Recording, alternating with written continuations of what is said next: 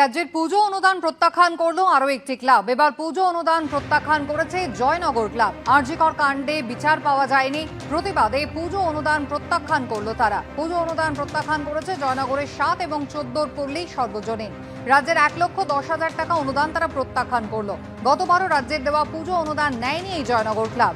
এর আগেই পুজো অনুদান প্রত্যাখ্যানের ঘোষণা করেছে রায়গঞ্জের বিদ্রোহী ক্লাব এবং রানাঘাটের 4 পল্লী। পশ্চিমবাংলার যে অবস্থা, অর্থনৈতিক অবস্থা, লক্ষ লক্ষ পরিযায়ী শ্রমিক তারা বাইরে আছে, বেকারদের চাকরি নেই, কেবলমাত্র দান ধ্যান উৎসবের মধ্য দিয়েই সরকার যেন শুধু ভোটটা চায়, এইভাবেই তারা ভেবে চলেছে।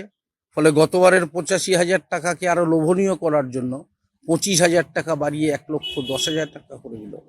আমরা ঠিক করেছি পুজো কমিটির পক্ষ থেকে শেষ মিটিংয়ে যে অভয়া যতদিন না বিচার পাবে আমরা পুজো কমিটি সরকারি অনুদান কোনোদিন গ্রহণ করব না বিচার না পাওয়া পর্যন্ত। এটাই আমাদের সিদ্ধান্ত এবং আমাদের সর্বসম্মত সিদ্ধান্ত।